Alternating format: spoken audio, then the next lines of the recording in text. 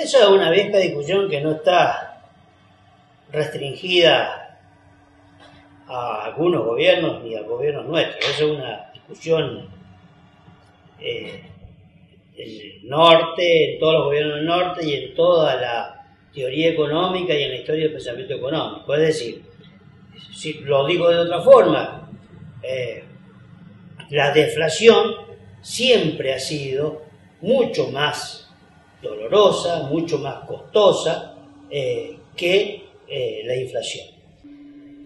Estaba leyendo recientemente una investigación de unos economistas que han estudiado muy ampliamente, tanto en el tiempo como en el espacio, la relación, por ejemplo, entre inflación y crecimiento, ¿sí? Y en general, voy a decir muy sintéticamente las conclusiones. Las conclusiones son que en países medianos, digamos, de desarrollo mediano, como el caso de la Argentina, el caso de los países subdesarrollados en general, hay una relación, digamos que de pequeña correlación positiva entre inflación y crecimiento, ¿sí? En los países relativamente de más bajo nivel de ingreso, más pobres podríamos decir, hay una relación de alto nivel de correlación entre inflación y crecimiento. Pero por supuesto, esta relación positiva entre inflación y crecimiento no es en cualquier rango de inflación, ¿sí? Sino que, por ejemplo, más o menos esta visión positiva, podríamos decir, entre inflación y crecimiento, se verifica entre el 5 y el 15%. Existe una relación, digamos, en que la inflación contribuye de alguna forma. ¿Y por qué contribuye? Es muy simple, digamos, hay cosas que son simples, que son medias obvias. Nosotros sabemos que la inflación, o sea, uno de los efectos que tiene la inflación es, por ejemplo, disminuir los salarios reales, por ejemplo, transferir ingresos de los sectores deudores a acreedores, tiene un efecto de dilución de alguna forma de las deudas. Es decir, de hecho, las hiperinflaciones, las más grandes hiperinflaciones, la de Alemania de 1929, que dio origen al surgimiento de Hitler, la de Rusia de 1990-94, la Argentina del 89, las grandes hiperinflaciones estuvieron asociadas a la necesidad de resolver el problema de deuda. Y en el caso de la Argentina, como ustedes saben, como todos nos debemos acordar, hubo un proceso en el cual la deuda privada fue estatizada, ¿sí? Y todos entramos, todo el país entró en la crisis de la deuda externa y en la que fue ya que estamos recordando los 30 años de democracia, fue el gran peso, el gran límite que tuvo el nacimiento de la democracia en el 83.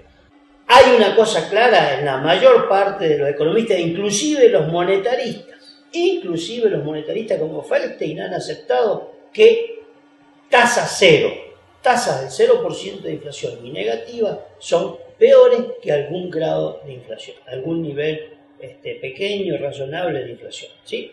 Es famosa, bueno recordar la frase de Alfonsín en aquel momento cuando dijo: un poquito de inflación no le hace mal a nadie, ¿sí?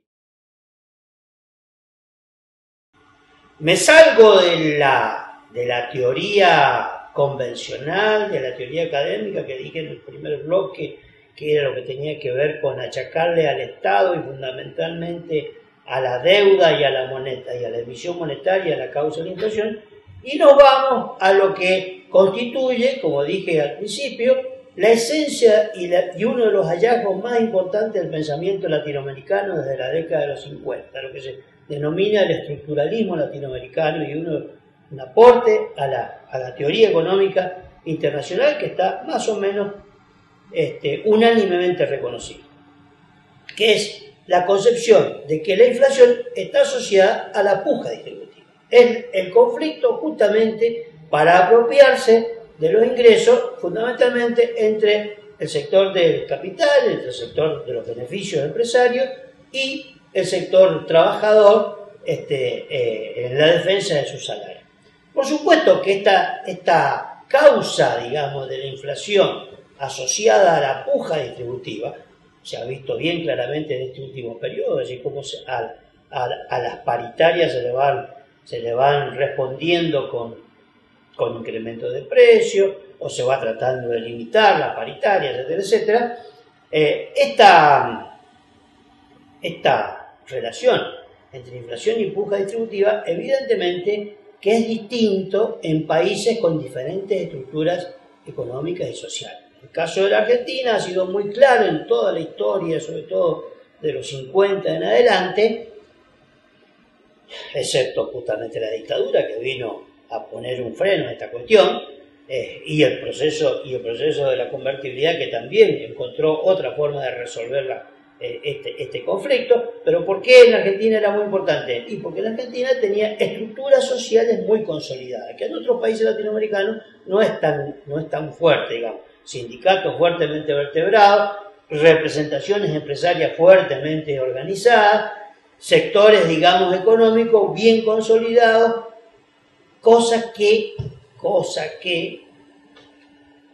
es un gran interrogante en la situación actual del país. La situación actual del país, si uno quiere mirar los últimos conflictos que ha habido y los derroteros de lo que está pasando, uno puede decir que hay, por un lado, una gran fragmentación de la política, por ejemplo, cosa que no existía tiempo atrás, años atrás, había una fuerte consolidación también de los partidos políticos, de las representaciones políticas, y una gran fragmentación social, una gran fragmentación a nivel del sector trabajador y de la importancia que tiene, por ejemplo, el trabajo en negro. El trabajo en negro implica de que ese trabajador que está en negro no tiene la misma potencialidad para reclamar por sus derechos que el que está sindicalizado. Y si nosotros estamos en un prácticamente casi 40% de la fuerza de trabajo en negro, evidentemente que estamos con sectores que están encontrando una altísima disparidad en los ingresos. Una altísima disparidad en los ingresos, ¿sí? Entre aquellos que pueden defender fuertemente su ingreso ante la inflación, de los precios, y aquellos que necesariamente van quedando atrás. Esto genera otra fuente de conflicto distributivo, ¿sí? Bueno, esta es una de las expresiones de lo que decía de la teoría estructuralista. La puja distributiva, la puja entre ingresos, la puja por la distribución del ingreso nacional, es decir, de cómo se reparte la torta, el famoso objetivo del 50-50, ¿sí? Que se logró en el 50-50, el 50% para los beneficios empresarios, el 50% para los salarios, que se logró en el mejor de los casos, digamos, el punto más alto, ustedes saben que se logró ya al final, a mediados de la década del 50, alcanzó otro pico más o menos alrededor del 74, todo el proceso posterior desde el 74 en adelante fue un proceso de declinación de la participación de los trabajadores en el ingreso nacional hasta llegar a menos del 30, ¿sí? en los momentos más oscuros, que por ejemplo el 89. El 89 fue, a pesar de, aún en democracia, fue un momento en que la participación de los trabajadores en el ingreso nacional tiene uno de sus mínimos, digamos, ¿sí? Los mínimos cotas de participación, el mínimo porcentaje de participación.